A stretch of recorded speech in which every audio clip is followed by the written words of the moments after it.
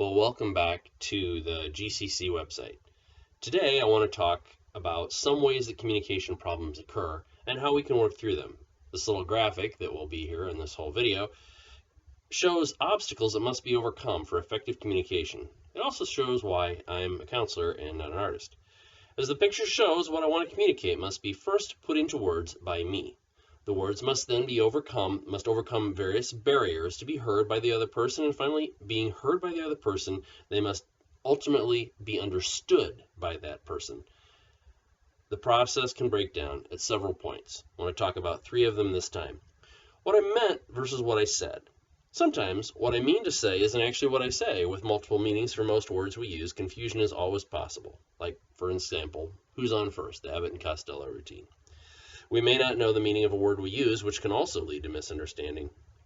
During a recent discussion at supper, I said to my wife, "I don't think you want to discuss this further." What I meant was that to talk about it more would mean I would have to bring up something that was embarrassing to one of our children. She took it to mean that she should quit talking. I was surprised by how upset she was until I learned why she misunderstood me. What he heard versus what he understood.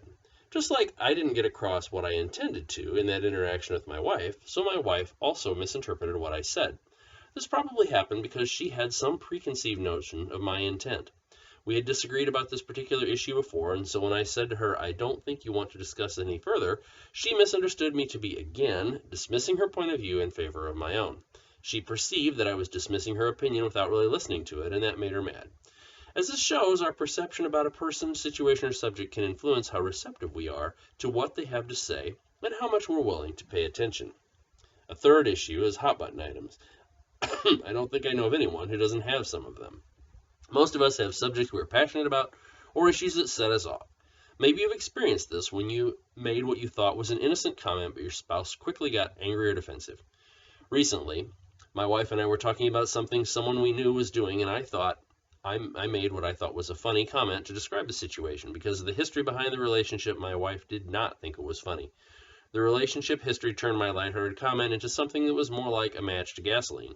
This was a hot button topic, and it wasn't wise for me to make a joke about it. When we experience the strong emotion of a hot button topic, it makes effective listening difficult. So, here are 3 ways in which communication could go wrong without any external interference. We'll continue with this on the next video.